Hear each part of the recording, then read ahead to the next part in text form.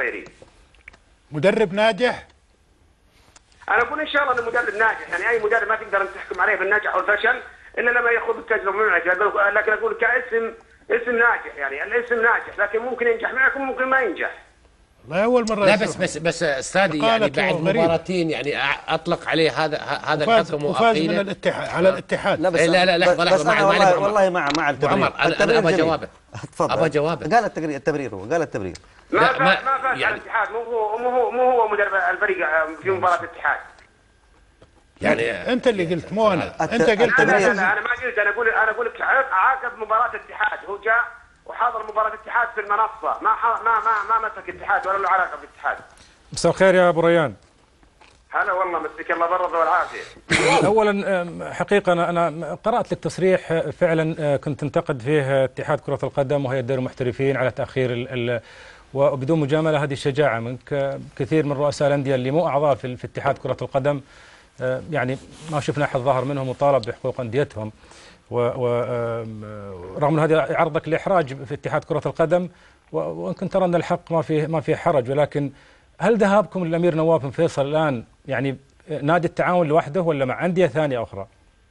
لا جميع الانديه، وانا اقولها بكل صراحه والله مو مجامله، يعني سمو الامير نواف اي نادي يطلب انه يلتقي فيه يستطيع انه يلتقي فيه، وخاصه الانديه، يعني هو لما يشعر ان النادي هذا بيلتقي فيه على اساس انه يوضح معاناته يلتقي فيه، وسبق وقال يعني الامير نواف في اكثر من مناسبه انه يعني دائما يعطي مجال للجان انها هي اللي تحكم في او تعمل يعني باريحيه بعيدا عن طبعا الوصايه او زي كذا، فلذلك دائما احنا نصل للامير نواف.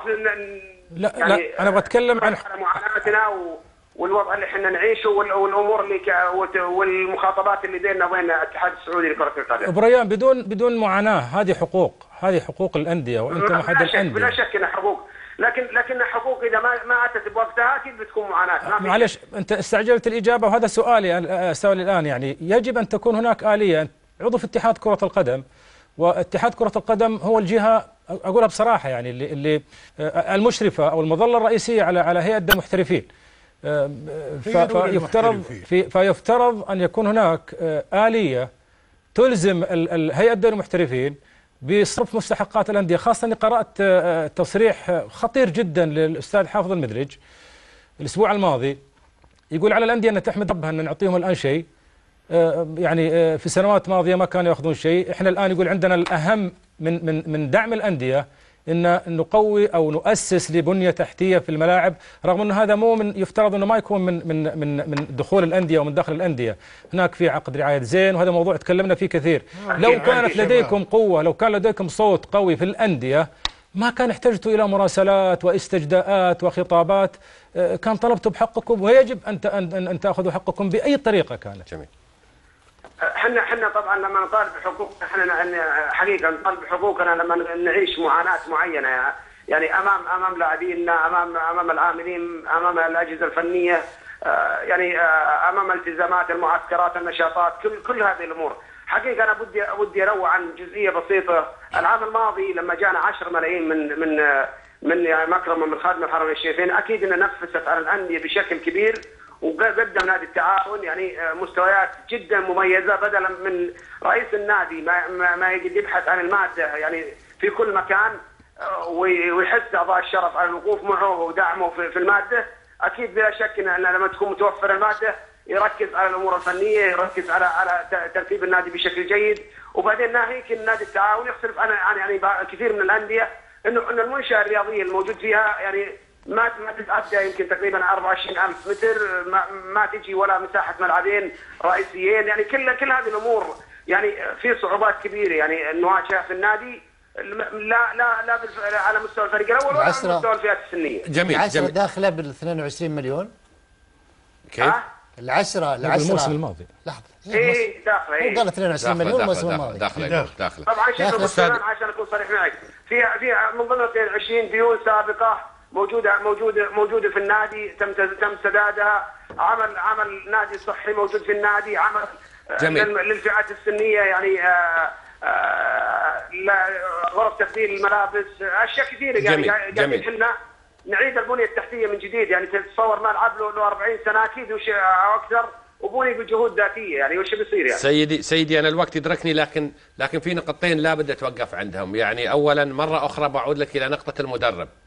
هناك حديث في الشارع يعني مدى صحته ابا منك انك انت دخلت احد التمارين لاستريشكو وانك حاولت يعني تتكلم فنيا مع اللعيبه فمنعك من هذا الشيء، وهذا اللي خلاك تصدر قرارك باقالته. تتدخل في عمله. اولا ابو زيد اصدر القرار على اساس تكون يعني نطلع الاخوان ونطلع الجمهور الرياضي. تم اصدار القرار بناء على اجتماع مجلس اداره ومجلس التنفيذي. انا اقول لك بكل صراحه في نادي التعاون لا يستطيع ان رئيس النادي وانا هذا الشيء يعني اعتز فيه بوجود الرجال جنبي. لا ما ممكن ان يتخذ القرار لوحدي، لابد ان يكون معي مجلس اداره ولابد يكون معي المجلس التنفيذي بحيث ان قرارنا يكون قرار صائب. هذا الامر يعني هذا نهايه هذا الامر. ولا يمكن اني انا لي الان قرابه 18 سنه اجي اتعدى على يعني اختصاصات مدرب او زي كذا. لا يمكن، لا ولا يمكن باي حال من الاحوال. هل اجتمعت مع اللعيبه لو اشوفه من اداري ما ممكن يجلس في النادي اذا بيسوي الشيء هذا. هل اجتمعت مع اللعيبه وسالتهم عن المدرب اذا كان مرتاحين له ولا لا؟ لا ما عمرنا احنا شوف علشان نكون صريحين يعني عمرنا ما شلنا مدرب ونسال اللعيبه عن الوضع هذا.